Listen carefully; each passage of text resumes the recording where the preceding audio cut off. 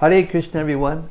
Welcome back to the daily readings of Srila Prabhupada's books in the live studios here at 3402 Radha Lane. Yeah, you can send packages if you like.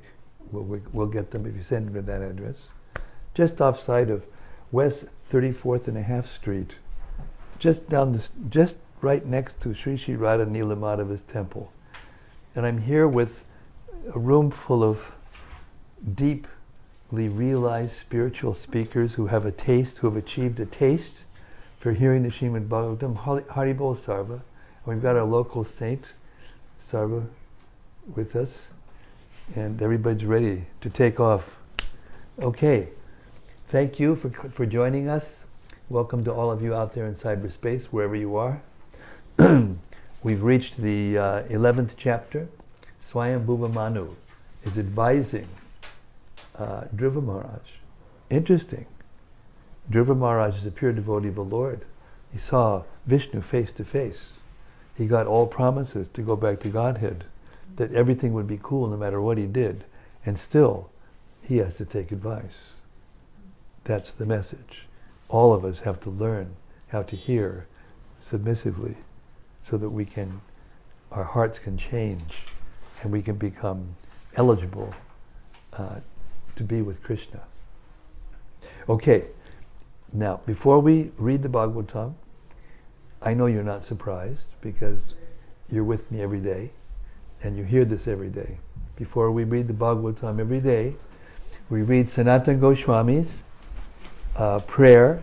Oh, Britatvash Maharaj, the Pied Piper of the youth of the world, has just graced us with his presence. Maharaj, Hare Krishna, thank you for coming. Hare Krishna, nice to see you again. Haribo. Hare Krishna, Haribo, Haribo. Please come here if you like. You can sit in this chair, it's much more comfortable. This is a good one. This is good, this is good. What happened to Giriraj Maharaj's chair? They took it away somewhere. You should have a special guest Swami chair. Yeah. He's got a special chair. Okay. I'm happy. All right. Sanatana Goswami wrote a beautiful prayer glorifying the Srimad-Bhagavatam. And we're going to hear that right now. It goes like this. Wait, as soon as we hear the end of the conch shell of Maya. You hear that sound? We call that the conch shell of Maya. It goes meh, it tries to distract us away from the Bhagavatam to go to where they're taking all the oil to do nonsense with. Right? Hare Krishna. So we'll wait till the train goes by and then it's one of the endearing features of, ISKCON Houston. You've got this freight train that goes by about 5 times a day. And Maya blows her conch shell as it walks by, it runs by. Okay, Srimad-Bhagavata Mahima Stotram by Sanatana Goswami. And it goes like this. Sarva Shastabdi Piyusha Sarva Vedaika Satpala Sarva Siddhanta Ratnadya Sarva Lokaika Drikprada.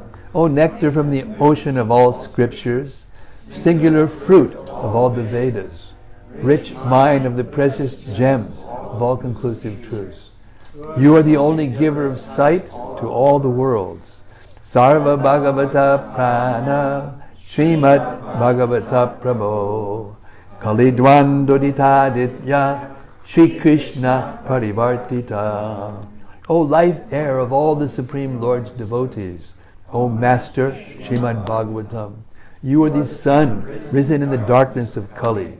You are the exact image of Sri Krishna. Paramananda Pataya Prema Varshaksharayate Sarvada Sarvasevyaya Shri Krishnaya Namostume. I bow down to you, who are supremely blissful to read. Your every syllable pours down a flood of prema. You can always be served by everyone. You are Sri Krishna himself. Marika Bando Mat Sangin, Mat Guru Man Mahadana, Man Nishtadaga Mad Bhagya, Mat Ananda Namostute. My only friend, my constant companion, my spiritual master, my great wealth, my savior, my good fortune, my source of ecstasy, I bow down to you. Asadu sadutadayin, adini chochatakara, hanamuncha gadachin mam, premna rit kantayosura. O bestower of saintliness to the unsaintly, O exalter of the most fallen, please never leave me. Always appear in my heart and my voice with pure love. Om Namo Bhagavate Vasudevaya. Om Namo Bhagavate Vasudevaya. Om Namo Bhagavate Vasudevaya.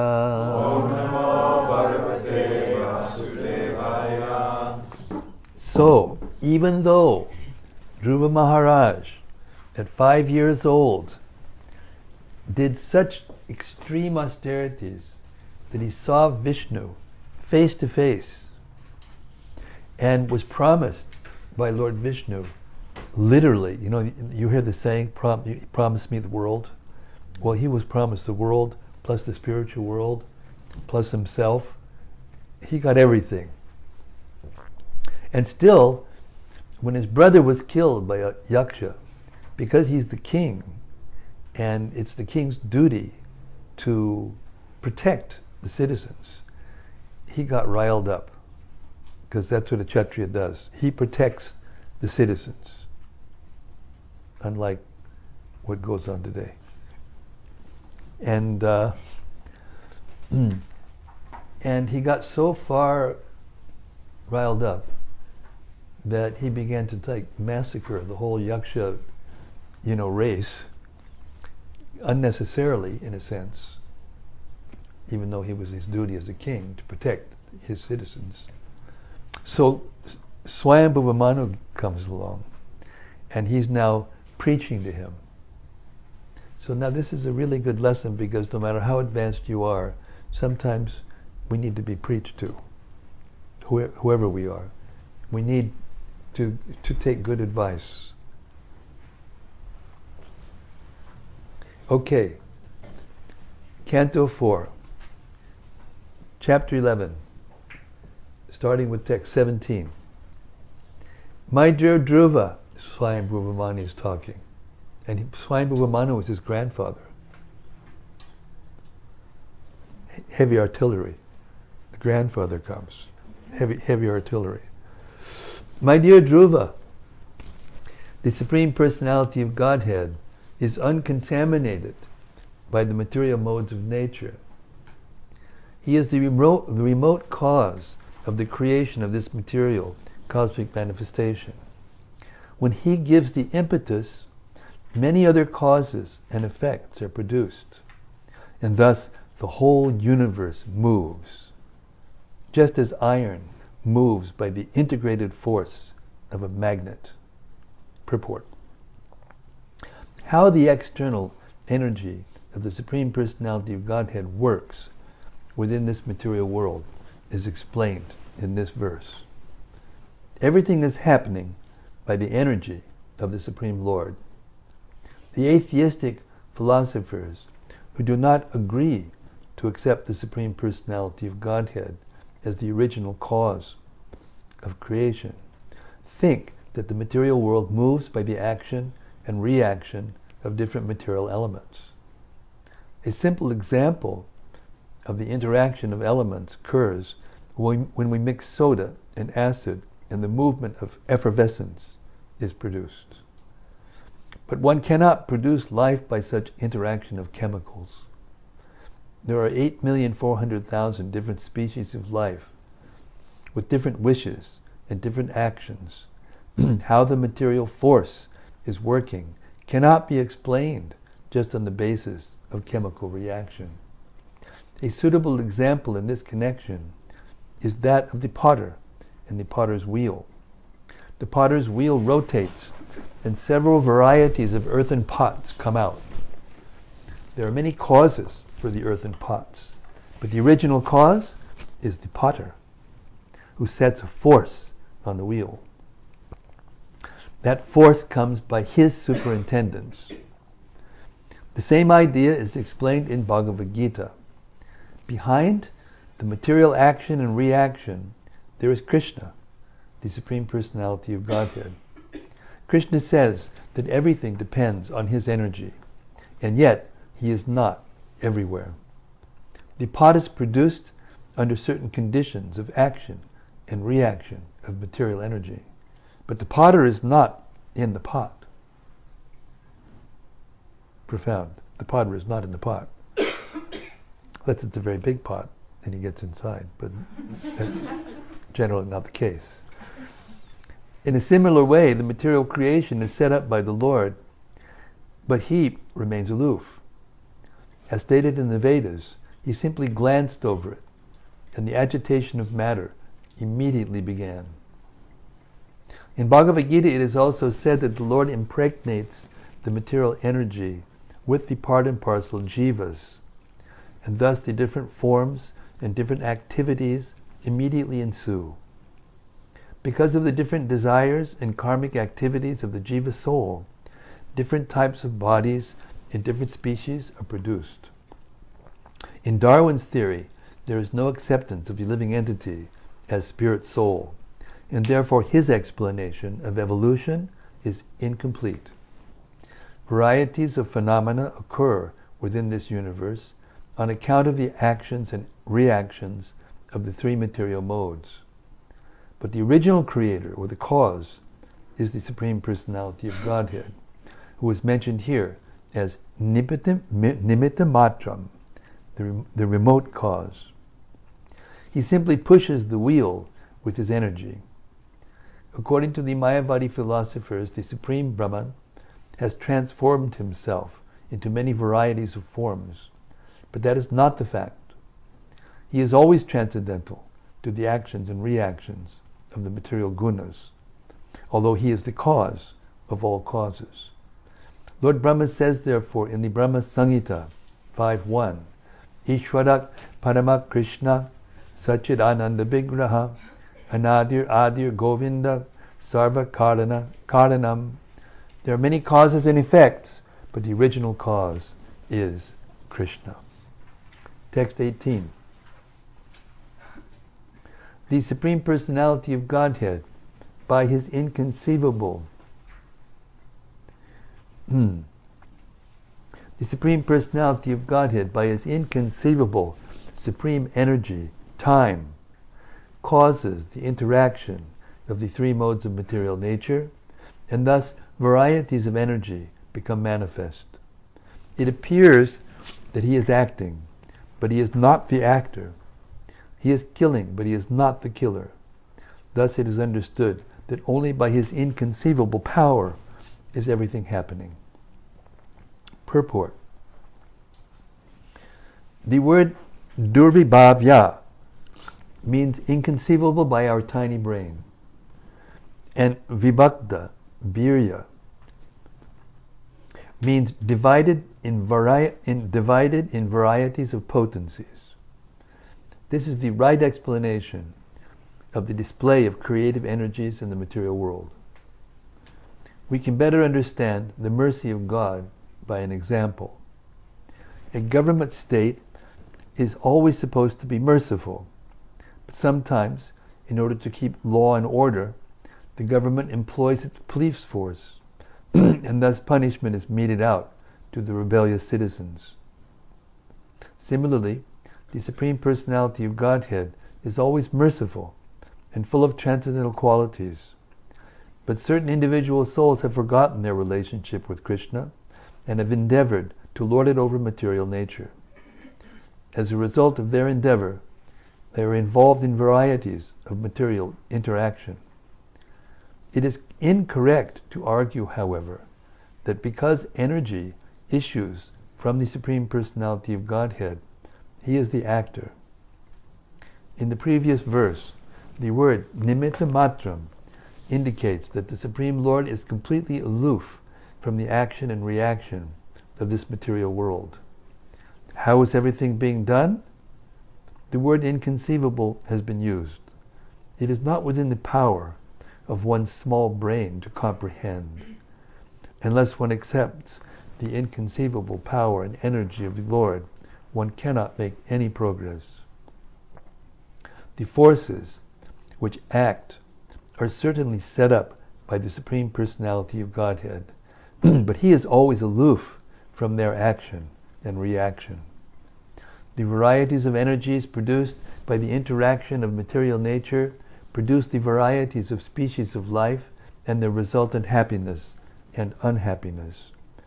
How the Lord acts is nicely explained in the Vishnu Purana.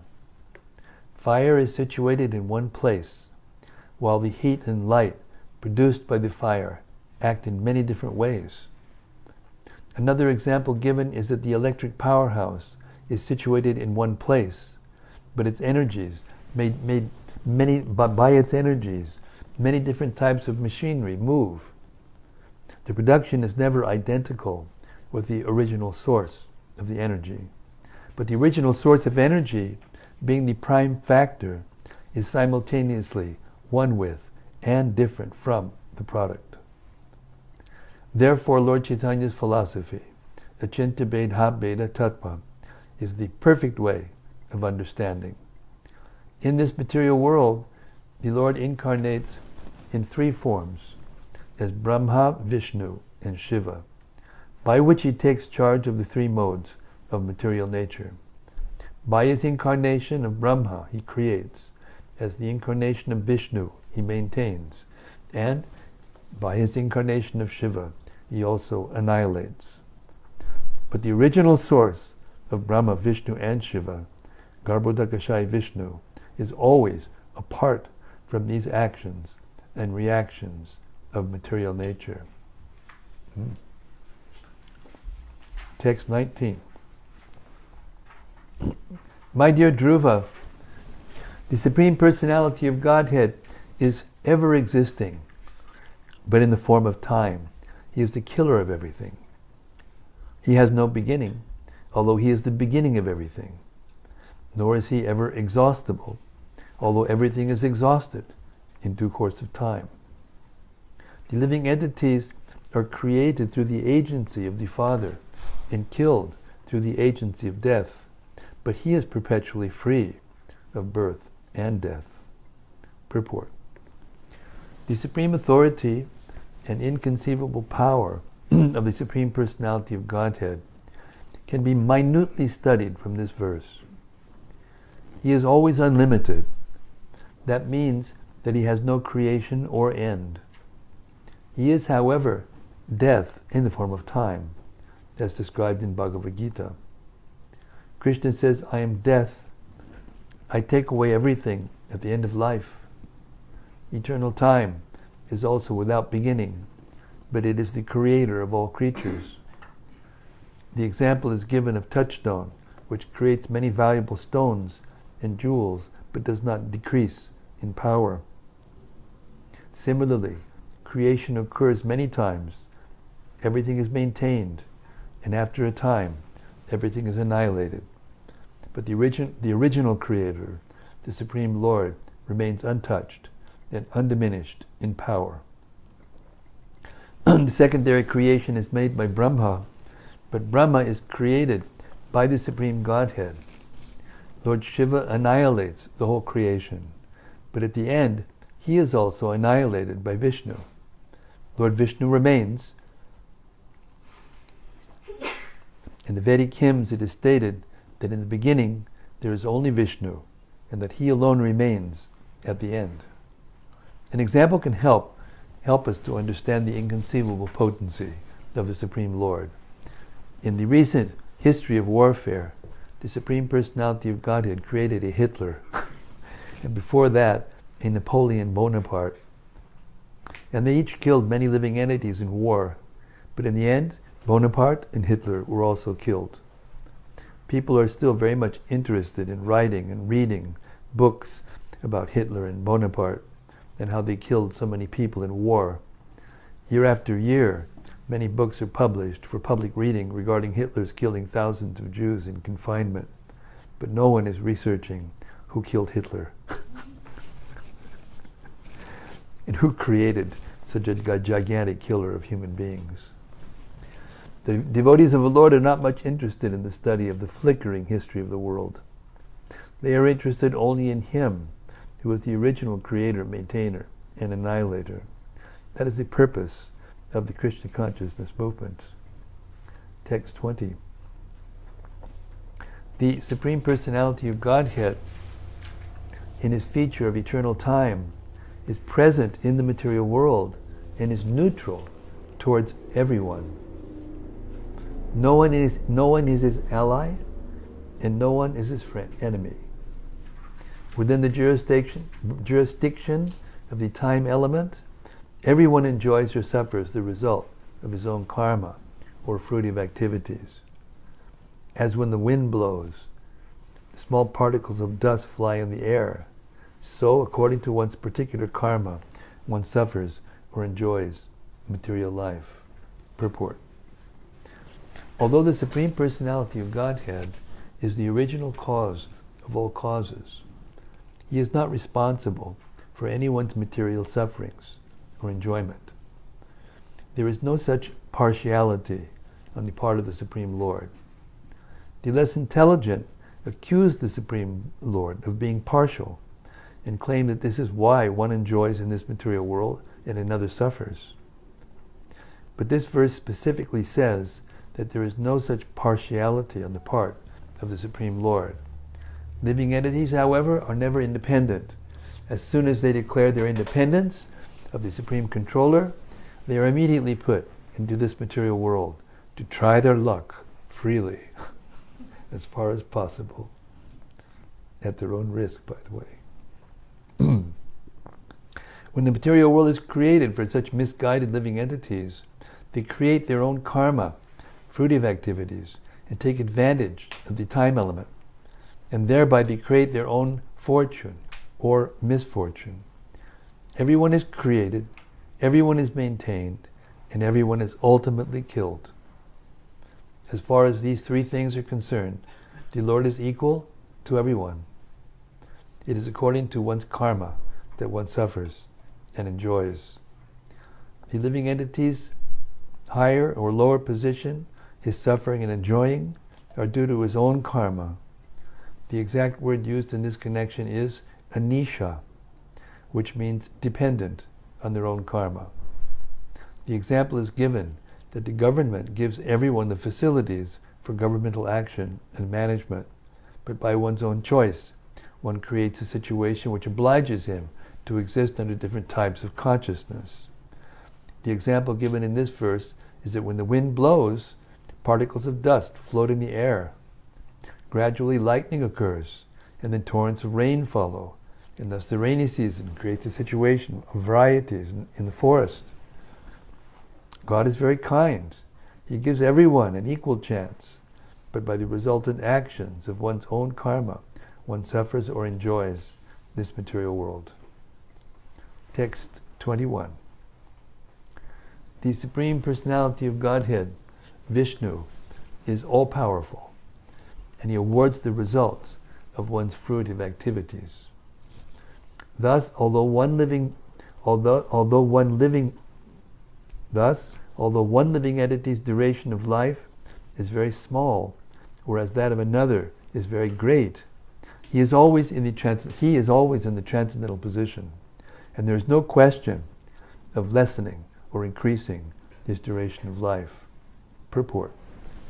Both the mosquito and Lord Brahma are living entities in the material world. Both are minute sparks and are part of the Supreme Lord. The very short duration of life of the mosquito and the very long lifetime of Lord Brahma are both awarded by the Supreme Personality of Godhead according to the results of their karma. But in the Brahma Samhita, we find it said, Karmani nir dahati. The Lord diminishes or vanquishes the reactions of devotees. The same fact is explained in Bhagavad Gita. Yagyar tat kam. Sorry. So distracted. That's my bad. Got to turn down my volume. Hare Krishna. Sorry. But in the Brahma Samhita we find it said, Karmani nirdahati. The Lord diminishes or vanquishes the reactions of devotees. The same fact is explained in Bhagavad Gita. Hare Krishna. Yagyartat kamanonyatra. One should perform karma only for the purpose of satisfying the Supreme Lord. Otherwise, one is bound by the action and reaction of karma. Under the laws of karma,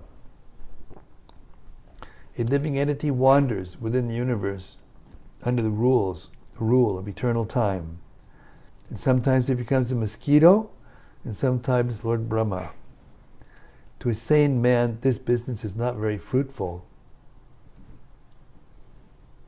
Bhagavad Gita 9:25 gives a warning to the living entities. Yanti deva vrata devan. Those who are addicted to the worship of the demigods go to the planets of the demigods. And those who are addicted to the worship of the Pitas, forefathers, go to the Pitas. Those who are inclined to material activities remain in the material sphere. But persons who engage in devotional service reach the abode of the Supreme Personality of Godhead, where there is neither birth nor death, nor different varieties of life under the influence of the law of karma. The best interest of the living entity is to engage himself in devotional service and go back home, back to Godhead.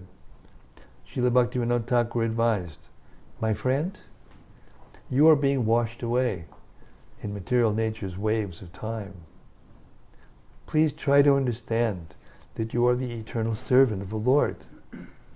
Then everything will stop and you will be eternally happy. Text 22. The differentiation among varieties of life and their suffering and enjoyment is explained by some to be the result of karma. Others say that it is due to nature. Others due to time. Others due to fate. And still others say that it is due to desire. Purport. There are many different types of philosophers. Mimamsakas, atheists, astronomers, sexualists, and so many other classifications of mental speculators. The real conclusion is that in our work only, it is our work only that binds us within this material world in different varieties of life. How these varieties have sprung up is explained in the Vedas. It is due to the desire of the living entity. The living entity is not a dead stone. He has different varieties of desire, or kama. The Vedas say, kamo karshit. The living entities are originally parts of the Lord, like sparks of a fire, but they have dropped to this material world, attracted by a desire to lord it over nature. That is a fact. Every living entity is trying to lord it over the material resources to the best of its ability. This kama, or desire, cannot be annihilated. There are some philosophers who say that if one gives up his desires, he again becomes liberated. But it is not at all possible to give up desire, for desire is a symptom of the living entity. If there were no desire, then the living entity would be a dead stone. Srila Narottam Das Thakur therefore advises that one turn his desire towards serving the Supreme Personality of Godhead. Then desire becomes purified. And when one's desires are purified, one becomes liberated from all material contamination. The conclusion is that the different philosophers' theories to explain the varieties of life and their pleasure and pain are all imperfect. The real explanation is that we are eternal servants of God, and that as soon as we forget this relationship, we are thrown into the material world, where we create our different activities, and suffer or enjoy the result. We are drawn into this material world by desire, but the same desire must be purified and employed in the devotional service of the Lord. Then our disease of wandering in the universe under different forms and conditions will end. Text 23. The absolute truth, transcendence, is never subject to the understanding of imperfect sensory endeavor, nor is he subject to direct experience. He is the master of varieties of energies, like the full material energy, and no one can understand his plans or actions. Therefore it should be concluded that although he is the original cause of all causes, no one can know him by mental speculation. Purport. The question may be raised, since there are so many varieties of philosophers theorizing in different ways, which of them is correct? The answer is that the absolute truth, transcendence, is never subject to direct experience or mental speculation. The mental speculator may be called Dr. Frog. The story is that a frog in a 3-foot well wanted to calculate the length and breadth of the Atlantic Ocean on the basis of his knowledge of his own well, but it was an impossible task for Dr. Frog. A person may be a great academician, scholar, or professor, but he cannot speculate and expect to understand the absolute truth, for his senses are limited. The cause of all causes, the absolute truth, can be known from the absolute truth himself, and not by our ascending process to reach him. When the sun is not visible at night, or when it is covered by a cloud in the day, it is not possible to uncover it, either by bodily or mental strength, or by scientific instruments, although the sun is there in the sky. No one can say that he has discovered a torchlight so powerful that if one goes on a roof and focuses the torchlight on the night sky, the sun will then be seen. There is no such torchlight, nor is it possible. The word avyakta, unmanifested, in this verse indicates that the absolute truth cannot be manifested by any strain of so-called scientific advancement of knowledge. Transcendence is not the subject matter of direct experience. The absolute truth may be known in the same way as the sun covered by a cloud or covered by night. For when the sun rises in the morning in its own way, then everyone can see the sun, everyone can see the world, and everyone can see himself. This understanding of self-realization is called Atma Tattva. Unless, however, one comes to this point of understanding, Atma Tattva, unless, however, one comes to this point of understanding, Atma Tattva, one remains in the darkness in which he was born. Under the circumstances, no one can understand the plan of the Supreme Personality of Godhead.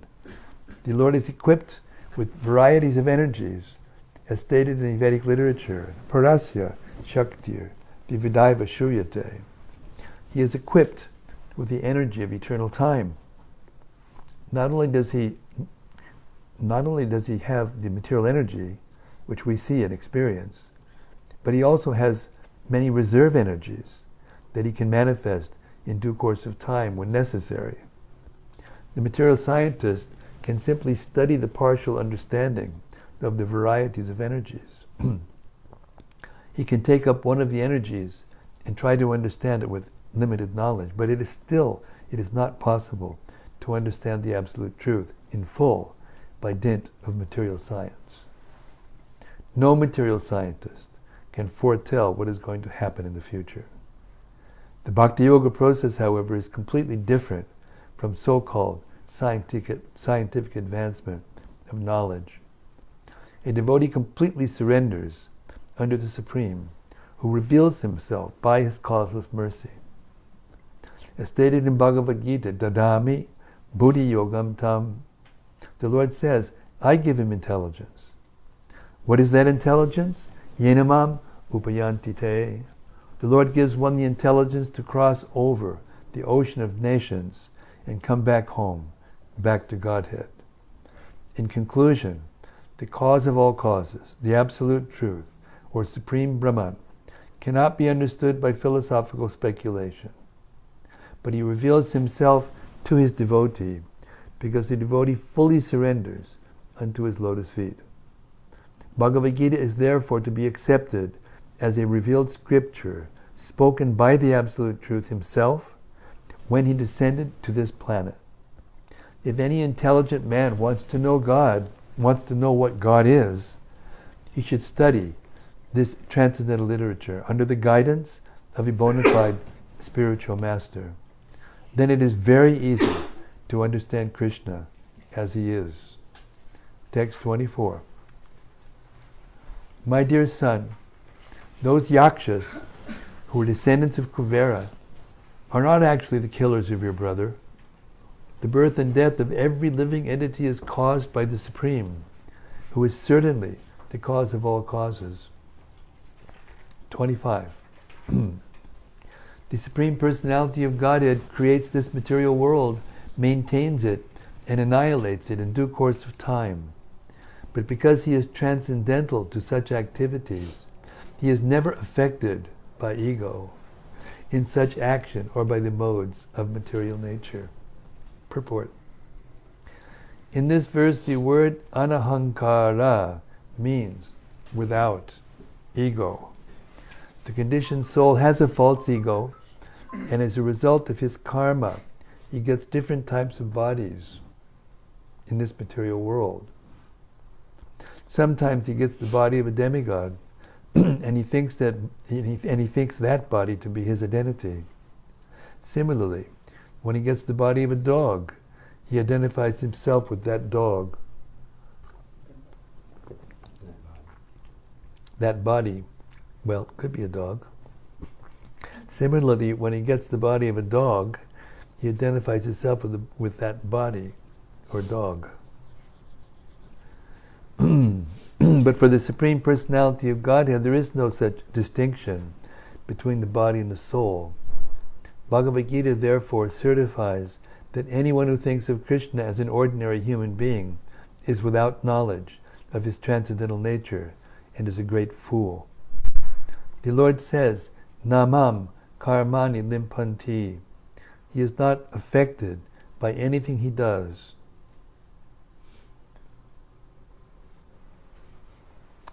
I pushed the wrong thing here, just a second. Yes. The Lord says, Namam karmani limpanti. He is not affected by anything he does because he is never contaminated by the modes of nature. That we have a material body proves that we are infected by the three material modes of nature. The Lord says to Arjuna, you and I had many, many births previously, but I can remember everything, whereas you do not. That is the difference between the living entity or conditioned soul and the Supreme Soul. The Super Soul, the Supreme Personality of Godhead, has no material body. And because he has no material body, he is not affected by any work he executes. There are many Mayavadi philosophers who consider that Krishna's body is the effect of a concentration of the material mode of goodness, and they distinguish Krishna's soul from Krishna's body. The real situation, however, is that the body of this conditioned soul, even if he has a large accumulation of material goodness, is material, whereas Krishna's body is never material. It is transcendental. Krishna has no false ego, for he does not identify himself with the false and temporary body. His body is always eternal. He descends to this world in his own original spiritual body. This is explained in the Bhagavad Gita as Param Bhavam. The words Param Bhavam and Divyam are especially significant in understanding Krishna's personality.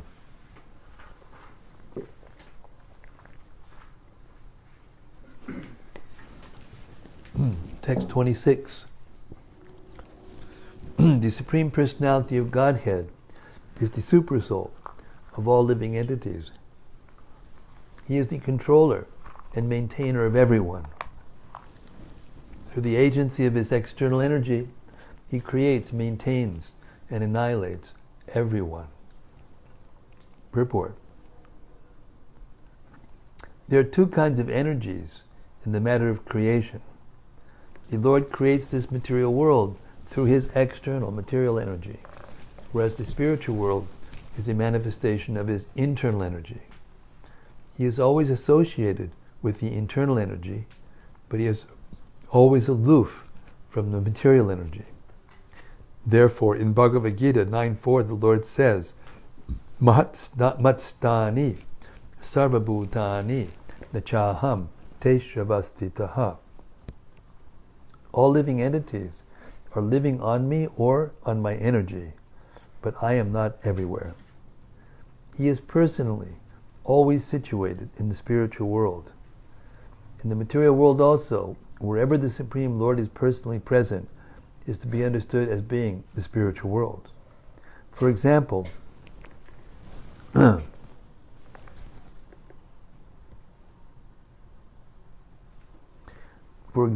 Lord is worshipped in the temple by pure devotees. The temple is therefore to be understood as being the spiritual world. Text 27. My dear boy Dhruva, please surrender under the Supreme Personality of Godhead, who is the ultimate goal of the progress of the world. Everyone, including the demigods headed by Lord Brahma, is working under his control.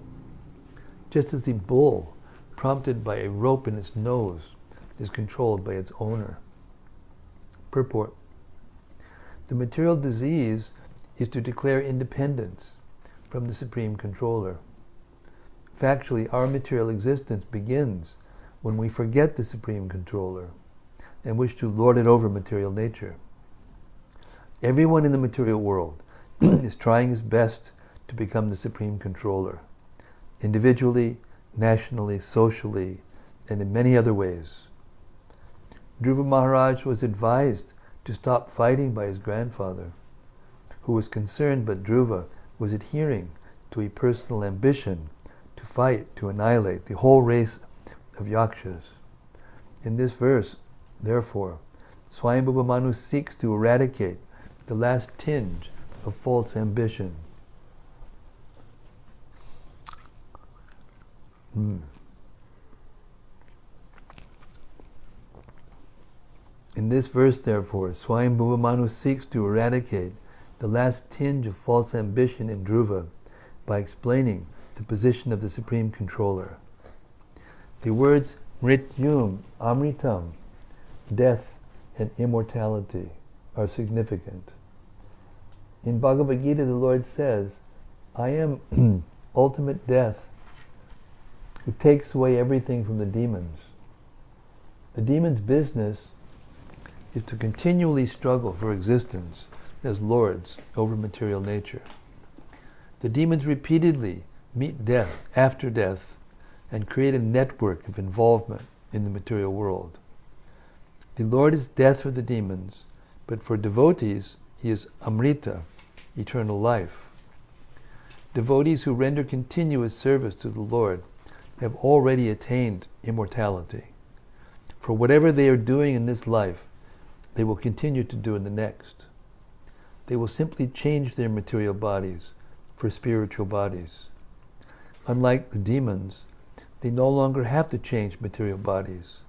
The Lord therefore is simultaneously death and immortality. He is death for demons and immortality for devotees. He is the ultimate goal of everyone because he is the cause of all causes. Dhruva Maharaj was advised to surrender unto him in all respects without keeping any personal ambition. One may put forward the argument, why are the demigods worshipped? The answer is given here, that demigods are worshipped by less intelligent men. The demigods themselves accept sacrifices for the ultimate satisfaction of the Supreme Personality of Godhead. Text 28. My dear Dhruva, at the age of only 5 years, you were very grievously afflicted by the words of your mother's co-wife, and you very boldly gave up the protection of your mother and went to the forest to engage in the yogic process for realization of the Supreme Personality of Godhead.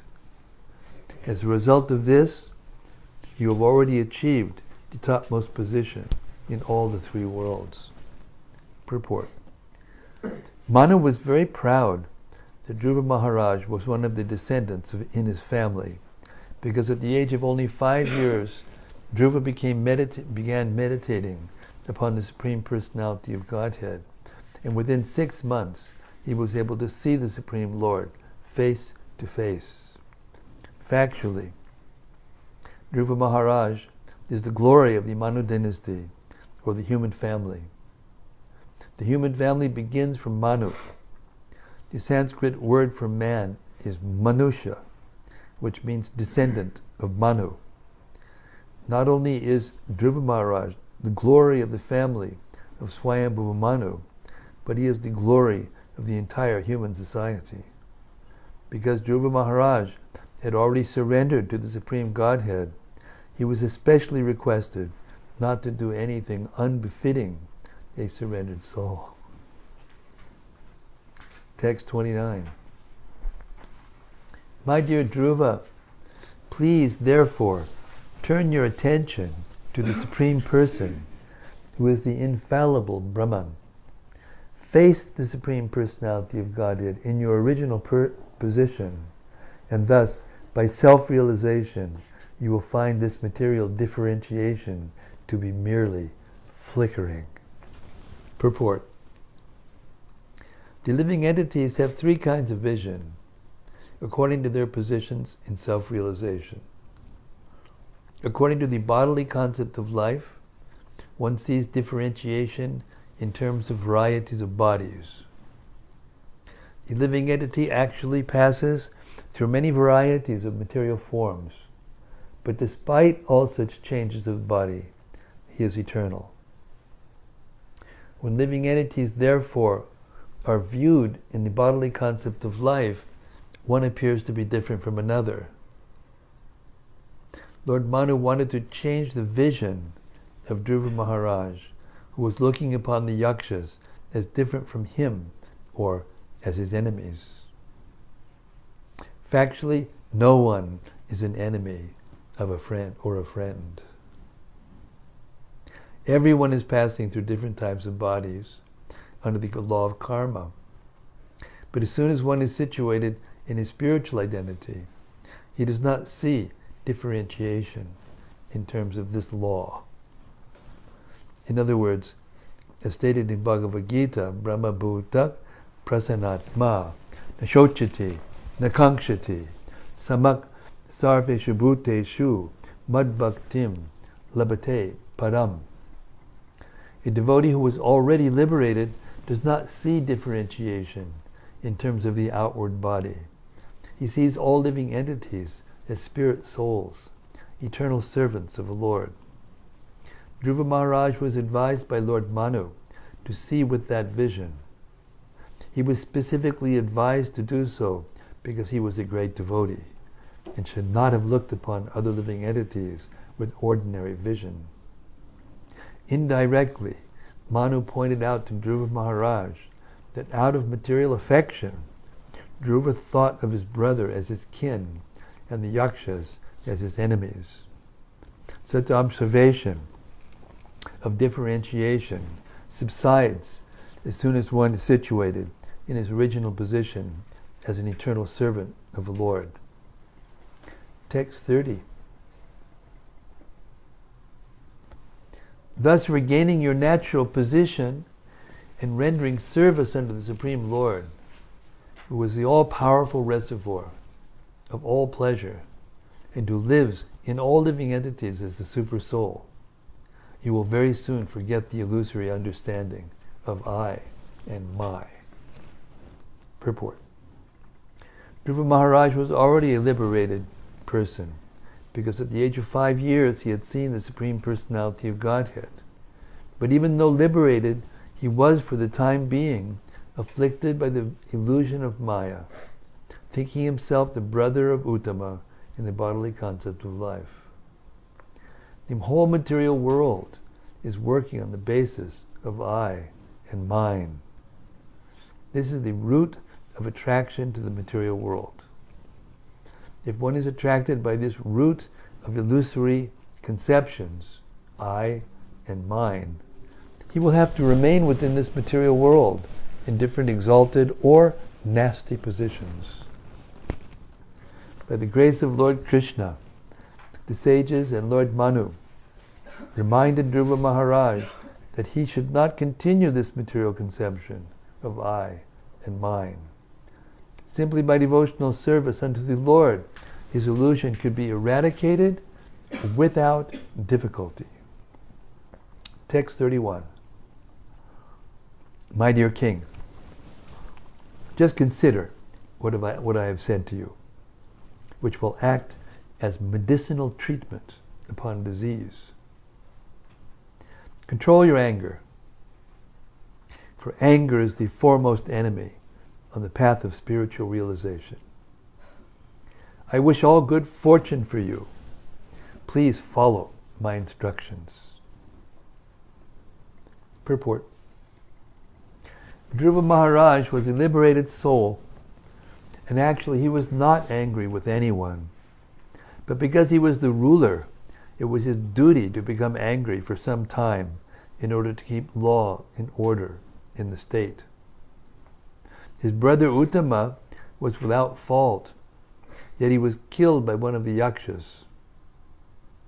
It was the duty of Dhruva Maharaj to kill the offender, life for life, because Dhruva was the king. When the challenge came, Dhruva Maharaj fought vehemently and punished the yakshas sufficiently. But anger is such that if one increases it, it increases unlimitedly. In order that Dhruva Maharaj's kingly anger not exceed the limit, Manu was kind enough to check his grandson. Dhruva Maharaj could understand the purpose of his grandfather, and he immediately stopped the fighting. There you go. Now you know how to advance and live happily. Submit to the authority.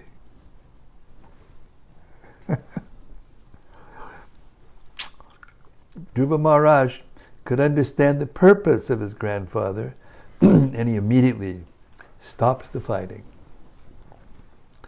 The words Shrutena Bhuyasya, by constantly hearing, are very important in this verse. By constantly hearing about devotional service, one can check the force of anger, which is detrimental to the process of devotional service. Srila Parikshit Maharaj said that the constant hearing of the pastimes of the Lord is the panacea for all material diseases. Everyone, therefore, should hear about the Supreme Personality of Godhead constantly, or at least every day. By hearing, one can always remain in equilibrium, and thus his progress in spiritual life will not be hampered. Dhruva Maharaj's becoming angry with the miscreants was quite appropriate. There's a short story in this connection about a snake who became a devotee upon instruction by Narada, who instructed him not to bite anymore. Since ordinarily a snake's business is to fatally bite another living entities, as a devotee he was forbidden to do so. Unfortunately, people took advantage of this non-violence on the part of the snake, especially the children, who began to throw stones at him. He did not bite anyone, however, because it was the instruction of a spiritual master. After a while, when the snake met his spiritual master Narada, he complained, "I have given up the bad habit of biting innocent living entities, but they are mistreating me by throwing stones at me." Upon hearing this, Narada Muni instructed him, "Don't bite, but do not forget to expand your hood as if you were going to bite. Then they will go away." Similarly, a devotee is always non-violent. He is qualified with all good characteristics. But in the common world, when there is mischief made by others, he should not forget to become angry, at least for the time being, in order to drive away the miscreants.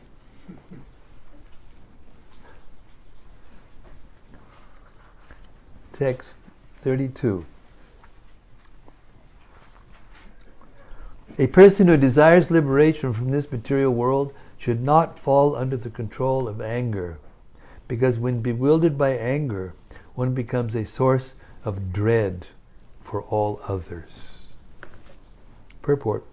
A devotee or saintly person should not be dreadful to others, nor should anyone be a source of dread to him. If one treats others with non-enmity, then no one will become his enemy. There is the example, however, of Jesus Christ, who had enemies and they crucified him. The demoniac are always present, and they find fault even in saintly persons. But a saintly person never becomes angry, even if there is great provocation.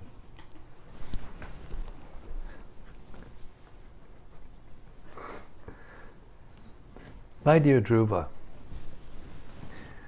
you thought that the Yakshas killed your brother, and therefore you have killed great numbers of them.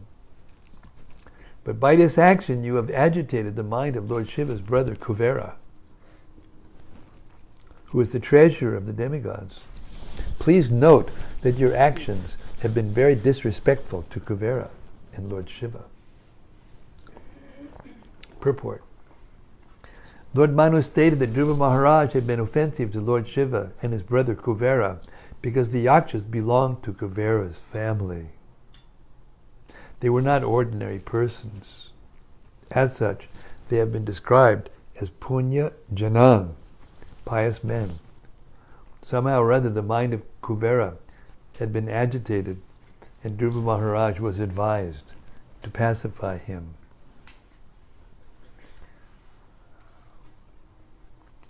"34. For this reason, my son, you should immediately pacify Kuvera with gentle words and prayers, and thus his wrath may not affect our family." Purport. In our common dealings, we should maintain friendship with everyone, and certainly with such exalted demigods as Kuvera.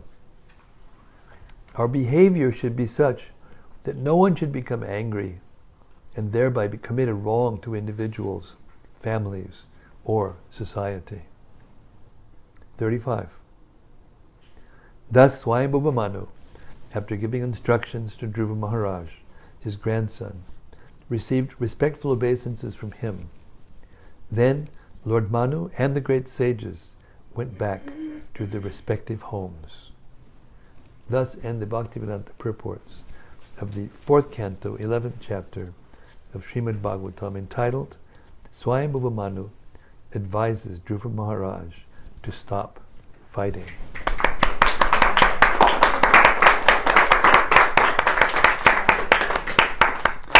Another act, another chapter of another act of the Srimad-Bhagavatam. your greatest adventure in the history of the universe. Only the best, most special events qualify to get into the Bhagavatam. Yes. And they normally have something to do with some incarnation of God or another, or the activities of pure devotees of God. Okay, we're going to end the reading for today. Now we're going to go into our favorite part. Well, I guess the hearing is the favorite part, but this is an extension. Another favorite part. Reflections. Any point that stood out in the reading in your minds, or you want to comment on or discuss or talk about more or question or whatever. And I think Bhakti and Lily has a question. I thought so. So my question is, what should we do if we accidentally anger someone while we're doing our devotional service? What a nice question. Maharaj, would you like to? What should we do when we accidentally anger someone while we're doing devotional service? Well, it's a relative question. It depends on so many things. Who the persons are, what the degree of anger is, how it happens. I mean, in the general course of doing things, when we're in the heat of doing something and you may, bump somebody in the wrong way or say something or whatever, and there's some momentary heat or whatever, generally you just, as we used to say in the old days, shine it on. Shine it on. Don't dwell there. Don't stay there. Whatever it was, in 5 minutes it'll be gone. Then if it's something more serious, and you've made an offense to somebody or angered them in some way, then you have to go to them and you have to look at them in the eye. And from heart to heart, you have to say, please forgive me. And you have to feel it. You have to really feel regret. Because the feeling of regret purifies the heart. And it tends to appease the atmosphere. It changes the atmosphere. And then pay obeisances. And if the person's really dear, give him a big hug, or her a big hug, and it'll be finished. Because devotees, in general, whenever they're asked to forgive, they'll immediately forgive. If they're actually a Vaishnava. And if they aren't, or if it was an arrangement by Krishna that you learn something, real big lesson, and they don't forgive you, then you have to start to serve them. Find out ways to serve them until they forgive you. So it's a whole big spectrum,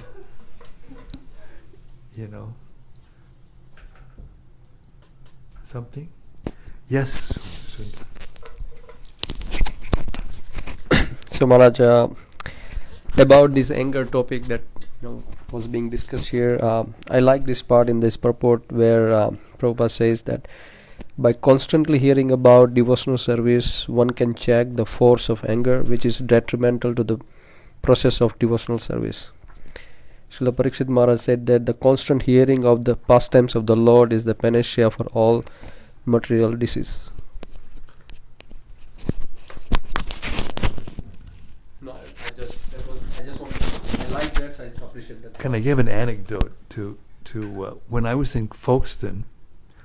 I have a disciple in London named Ragaleka, and she had a young daughter, baby, toddler, just like I think maybe 13 months. She was walking. That's a lot bigger. Well, what size is this? I don't know much about these things. 2 or 3. No, she wasn't 2, but she was just about to be 2. Anyway, whatever she was, I couldn't help but notice that, babies, when they get really upset about something, and they can get upset about anything. You look up in the wrong way, or the woman, the mother goes away in the wrong time, or, you take something away from them, or you don't let them go somewhere that they want to go, or whatever. They can just go berserko, they can just really go. And then the mother, I was watching carefully because she was very expert, and she didn't want me to be upset because they came to see me a long distance to be with me. So when she started doing these things, she very quickly looked for something that she knew that the baby would like, and she would just distract her. Just distract her. And she would just change on a dime. And it looked like it was going to end of the earth or something for her. And then in 1 second, it was gone. Tears gone, everything gone, smiling, playing. So Prabhupada used to say that our minds and senses are like children like that. We need to distract them. And this idea of always engaging in devotional service, if you take opportunity when those moments come, when it's really intense and you're being tempted or you're being agitated or whatever it is, then if you go to Krishna at those moments, not just when it's easy, but when it's difficult, if you go to him in those moments, and also in easy moments, then he really appreciates that. And he reciprocates, and as the Gita says, he gives you, instructions from within how to go to him, which includes all these things, how to do this, how to do that. You got something? Sure? Oh, I thought like father, like son, I think. Okay, Marcus, it's all yours. Okay, going back to the topic of forgiveness, as a devotee, are we obliged to forgive somebody for a transgression that they committed against us? In like this situation, I feel like it's part of my ego saying that this apology isn't enough. However, I don't believe it was sincere. So, are we obliged to forgive? Yeah.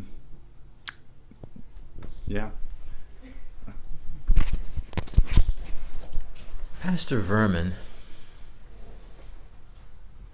I say that. Pastor Vermin. I sent you that. Censored? I sent you that Pastor Vermin video Oh. about forgiveness. Yeah. So, technically, you shouldn't even be offended. Why be offended? Is that true? Absolutely. Why be offended? Was it your ego that got offended? Are you the ego? Was it your intelligence that got offended? Are you the intelligence? Was it your mind? Was it your body? What got offended? We have to take into consideration, what got offended. And then we can think, is that really me? The Gita says in honor and dishonor, victory or defeat, one has to remain equipoised. And the first, you're already on the fourth, so I assume you went through the first. We did. Yeah.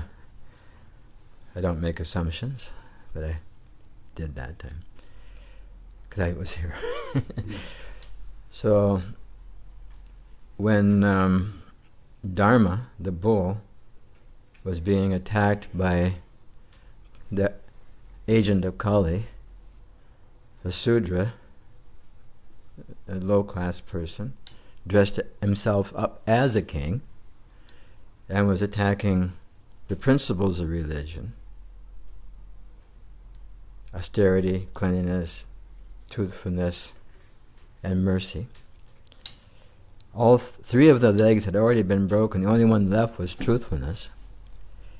And Prabhupada Maharaj, who this whole Bhagavatam is about, came because he was a Kshatriya, and he saw that a bull was being offended. And he asked the bull, who has done this? And the bull said, how can I say? What has caused this? a very interesting thing. So you can say, yes, you should. You have to forgive. You have to forgive. And even if the person gives you a lame excuse, that's good. Even if they don't even give you an excuse, that's good. Because we have to understand that it happened for you, not to you. If things happen for us, they don't happen to us. You weren't. It wasn't. You understand the difference? Yes. Yeah. And you're a smart guy. I talked to you the other day. So things happen for us. They don't happen to us. And they happen for us for a lesson. So what are you supposed to learn? That you shouldn't offend somebody. Because you know what it feels like now. And if you know what it feels like, and then you also know what a lame excuse for being offended feels like, don't ever give a lame excuse when you offend somebody. Right? Correct. And if you accidentally offend someone, you have to ask for forgiveness, even if it's a tiny thing. A devotee won't harm any living entity. And according to the Bhagavad Gita, real ahimsa means not just physical violence or emotional violence, it means not giving them true knowledge. Is violence. In other words, that's why these scriptures are here to teach us who we are, what the material energy is, who God is, what we are, what material energy is. We're talking a little bit about, in the beginning of today's thing, time, which is one of my favorite things, because time is such an interesting thing. Of course, you had a long discussion of that in the third canto. Yeah. The time deteriorates everything. And so, there's no way that you're not going to be, quote unquote, offended in this world in certain ways. And, of course, some are, you can say, you don't just blow it away and say, okay, it's just my karma, forget it, But we do take proper actions. In other words, say for in the case, an act of violence is, if someone comes in and offends of one of the members of this group, it's our duty to defend that person. To say that, okay, I'm a sannyasi, I'm a swami, I'm a non-violent person, I know the scripture, that person's karma, the person came in and smacked him in the face, it's actually his karma, No, that's also violent, So our duty, just like Hanuman, he had to fight on behalf of Krishna, Arjuna had to fight, that he used violence. Violence is necessary sometimes. But I'm kind of like diverting there a little bit because there's a lot of topics there. But we should always be ready to ask for forgiveness, even for accidental. Even unknowingly offending somebody. Sometimes we unknowingly offend people, right? We unknowingly offend people. And we find about it through the person that, tells a friend that tells a friend that tells a friend. By the time it comes back to us, it's like 10 times bigger. It's 10 times bigger than what we ever did in the first place, And you go to the person and you say, man, I really hurt you, dude, man. So, we should be ready to do that. Amanina manadena, we should have all respect for all living entities and not expect any how do you say it? What is the word?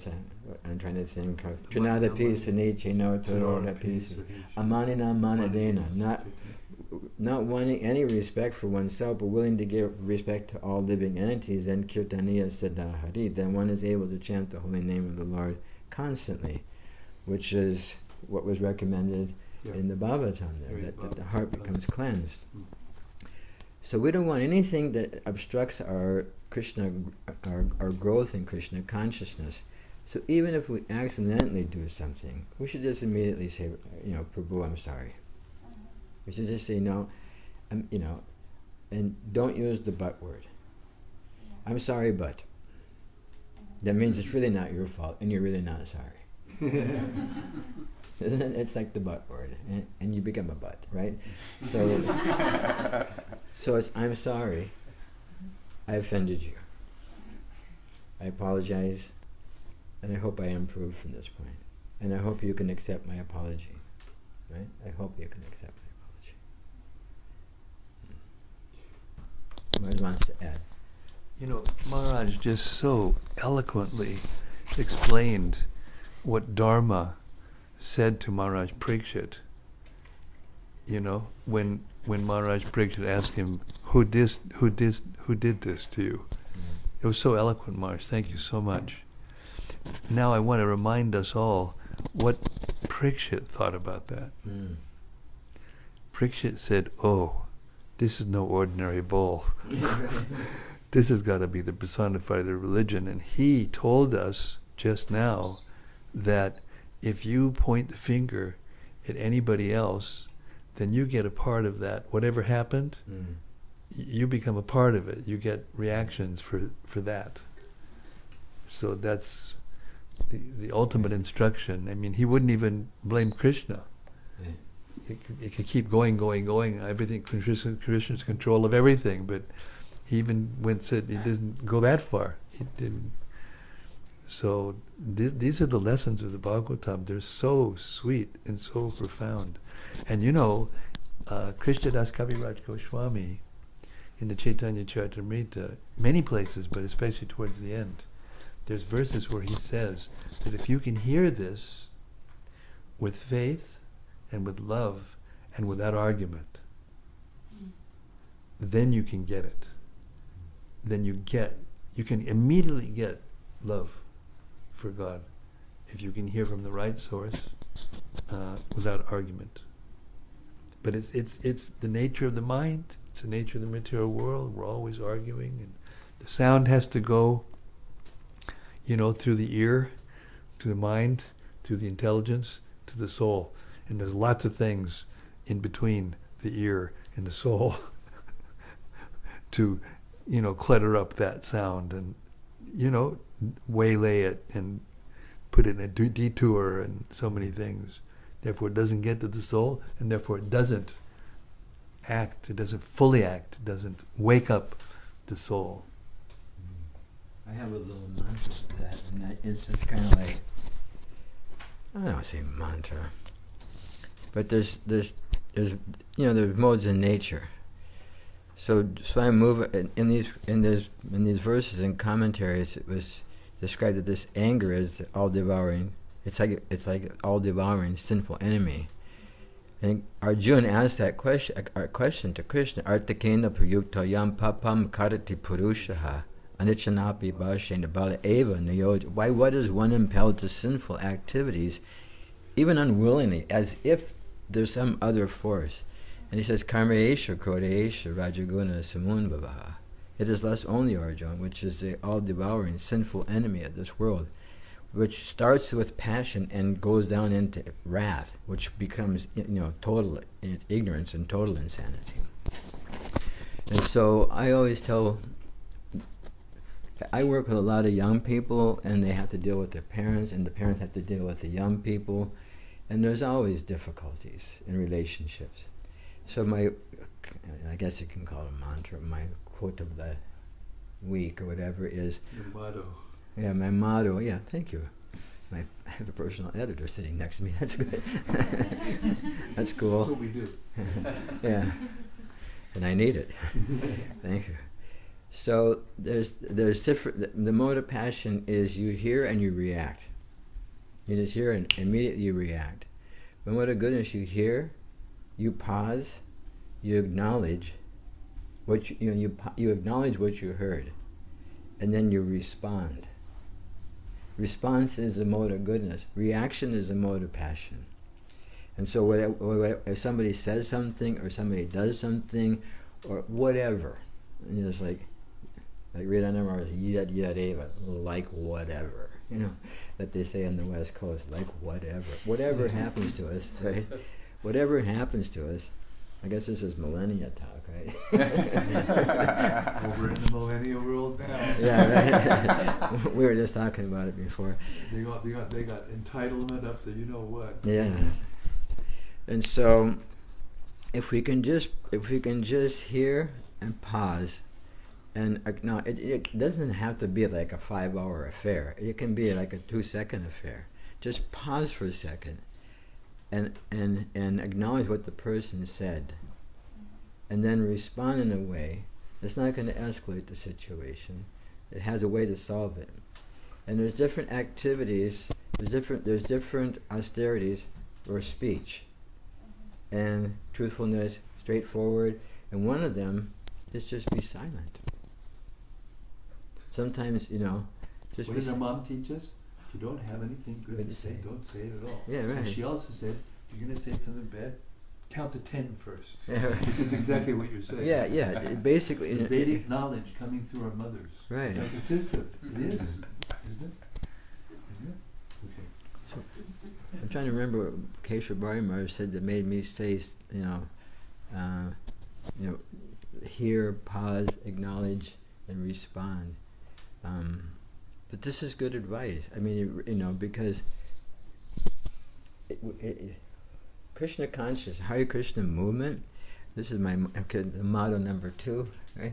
It's a spiritual hospital. Everybody here is sick, dude. I mean, what are you going to do? You're around a bunch of sick people. This one's got kidney problem. Not pointing to Mars. Yeah. Well, that's just the tip of the iceberg. Yeah. I'm going like this. This one has kidney problems. This one's got liver problems. This one's got gizzard problems. This one's got this problem. This one's got that. Every one of us got a different problem, and we're all living together under one roof, right? But the only thing, the benefit of us is that at least we know we're sick. The people in this room know we're spiritually sick, and that's step 1 of the 12-step process. You've heard of the 12-step process before? Alcoholics Anonymous, Narcotics Anonymous, right? Okay, so we have a 12-step process, right? I don't know how many steps we have in the Hare Krishna movement. At least we have 16, right? And at least so 6.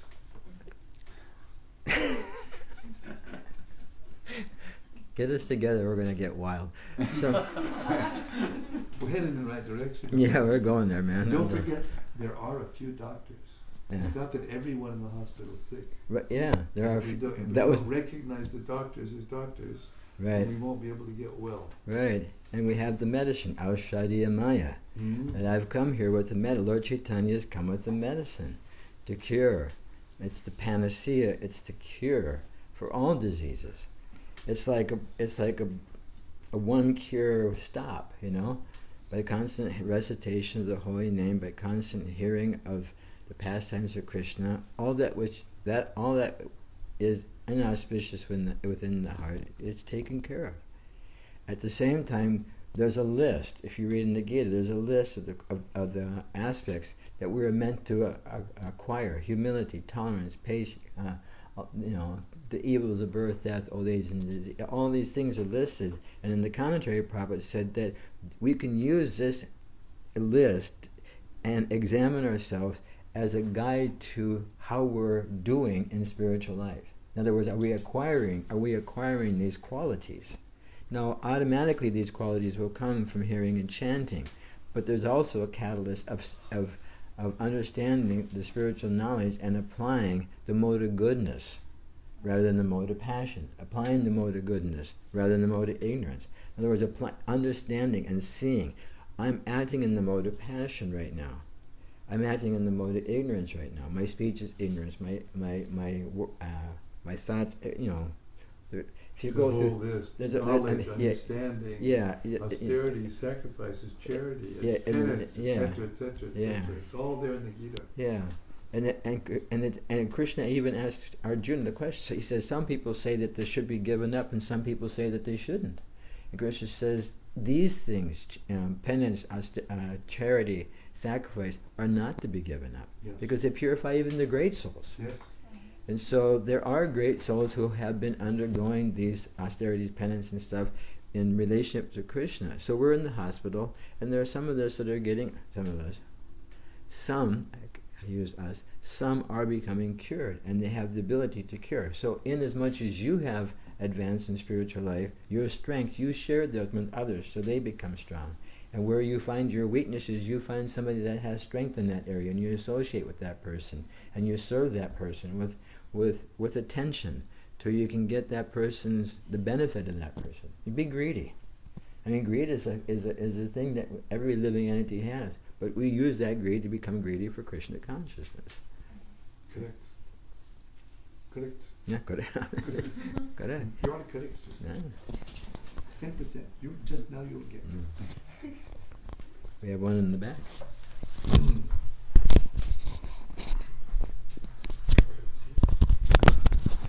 Hare Krishna, Maharajas. One of these texts, it was text number 30. I would like to read because it brought up a lot of questions that I have.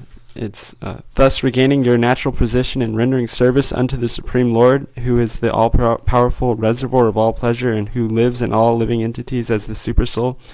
You will very soon forget the illusory understanding of I and my. I was remembering in the Bhagavad Gita that we learned that charity in the mode of ignorance is given to an improper recipient and at the incorrect time. And I've heard in one of the classes that whenever you're receiving a gift, you should graciously receive it as reciprocating their want to give a gift, and you just honoring that desire of theirs to gift. And I was thinking that a pure devotee thinks themselves not a devotee at all. What do you think is... So how can he accept a gift? Yeah. Is that it? Yes.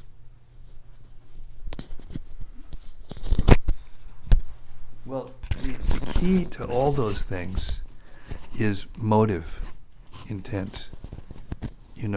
We accept gifts graciously on behalf of Krishna. And the Brahman, he's allowed to do that, particularly accept gifts, but he doesn't just accept them, he gives them. He doesn't just accept and accumulate things. He gives away the surplus, So there's a balance, there's a way of giving and there's a way of receiving, and we have to learn sometimes to receive graciously, because that's also an expression of love. There's 6 expressions of love, how love is actually exchanged.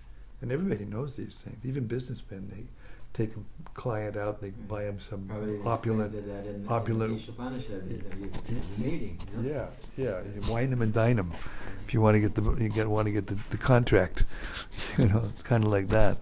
So we're receiving gifts, we're giving prasadam, we're receiving prasadam, and even more importantly, or not even more importantly, but just as important, is to reveal the mind and to inquire confidentially from another person.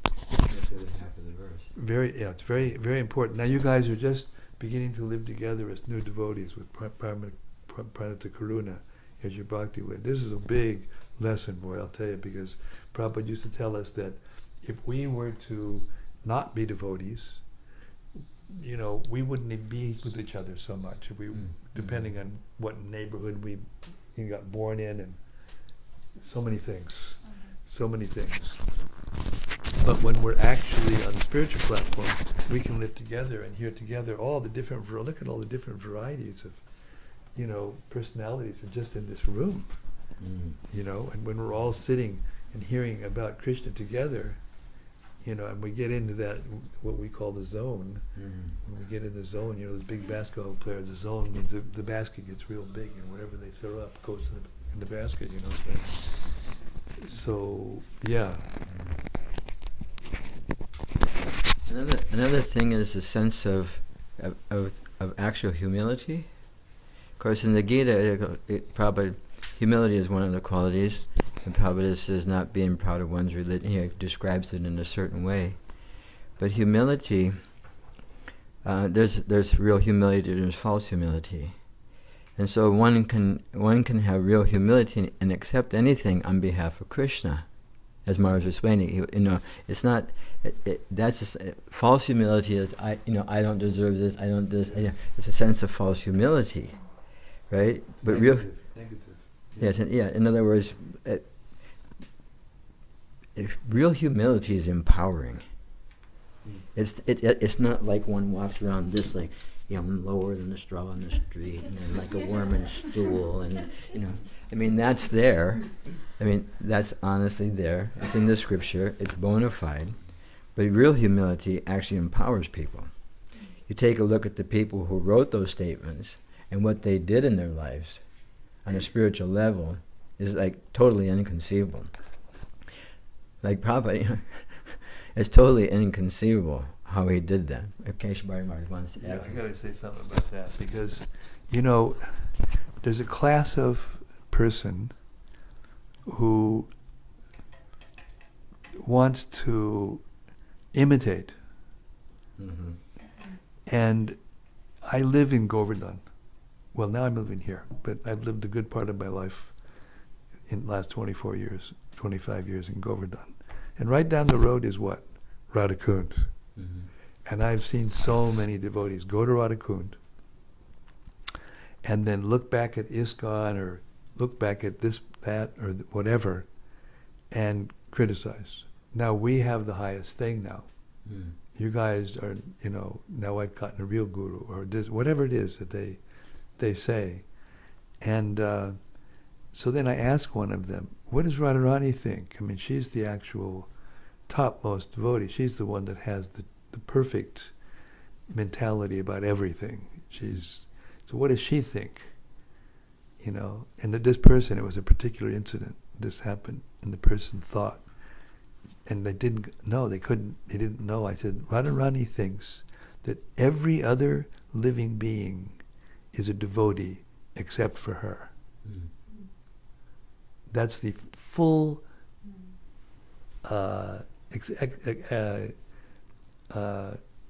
humility, the full display of humility. Cannot become more humble than that. So if you're going in a direction where you're thinking, now we've got to Radhakund and these other people are lower, how could you possibly be headed towards Radharani? Mm-hmm. Do you think Radharani is going to let you into her company? Mm-hmm. So the Upadeshamrita, it first starts, Vacho Vegam, Manasakroda Vegam. You control your tongue, control your anger, control your words, control your genitals, control the urges, and then the next one, and then the next one, and then the next one. And there's one along in that group that says you become free from even the propensity to criticize another person. Mm-hmm.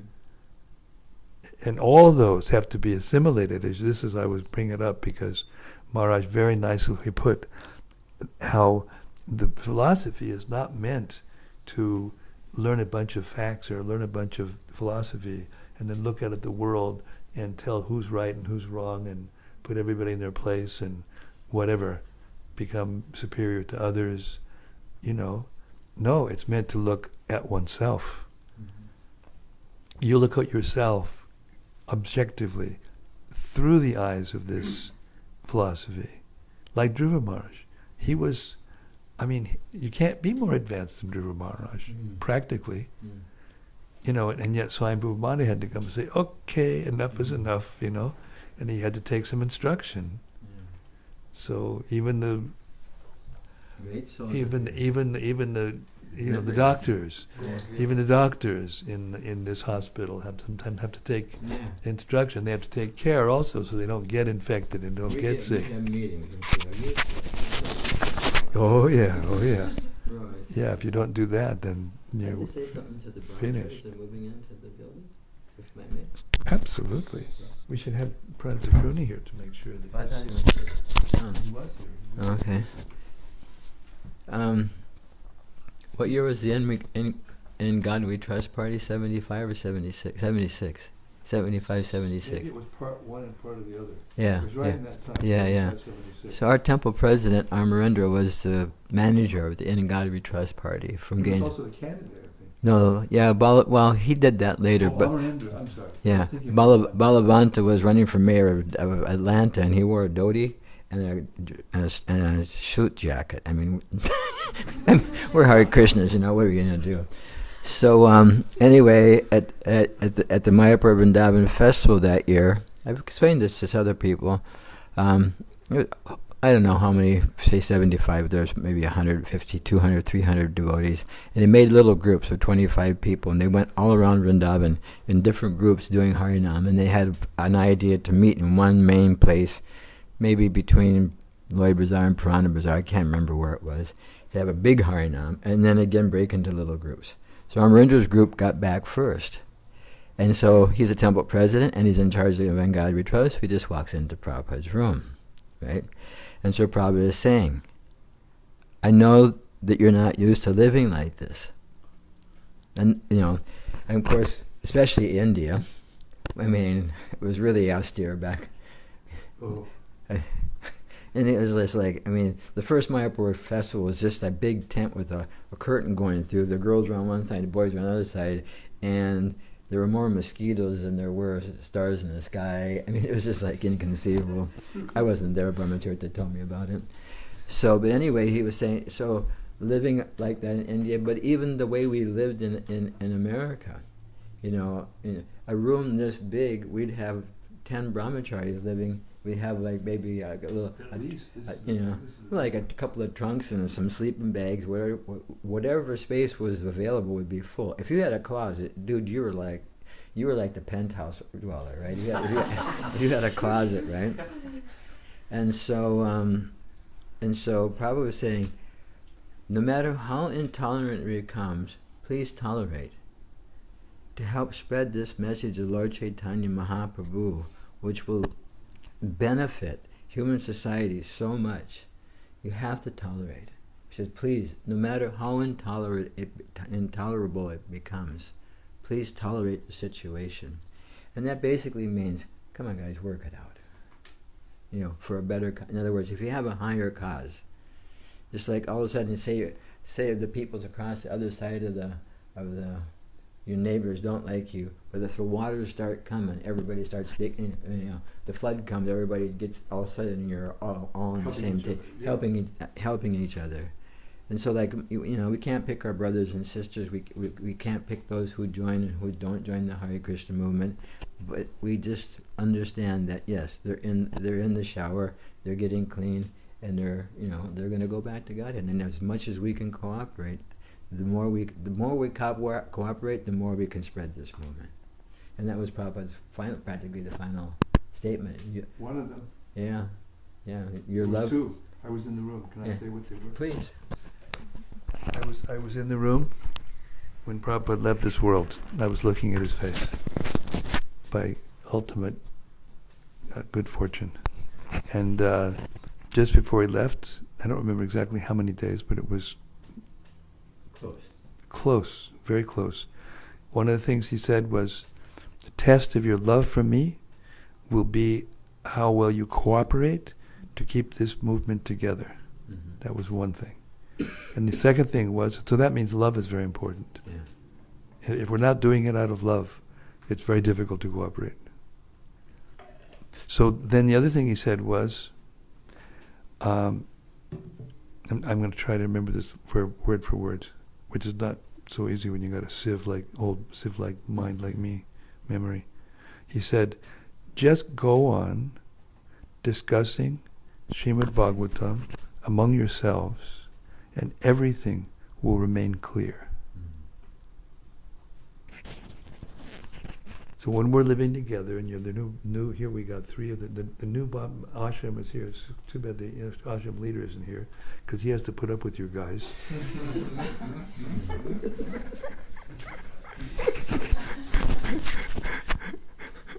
And I know that's true. Yes. I know that's true, without a shadow of a doubt. So, be kind, guys. Be kind, We're trying. Yeah, he's actually an advanced devotee, and he's very clear and he's very advanced. He knows what to do, and give peace a chance. Of course. Say Okay, we're going to stop here for tonight. Hare Krishna. Thank you much, everybody, for your presence and for your consciousness and for your ears and for your hearts. Because there may be, mainly two of us speaking here, tongues, but the hearts and the ears are just as important. There's a relationship between the heart that are hearing and the ears and the tongue that's speaking. And it's very easy to speak to you guys. I can say that. Full heart, with full heart. And thank you all of you out in cyberspace, and all glories to Dhruva Maharaj. Srimad-Bhagavatam ki jai. Svayambhuva Manu ki jai. Gaur Premanandi Hari Hari Bo. Now you have to turn that off. Yes.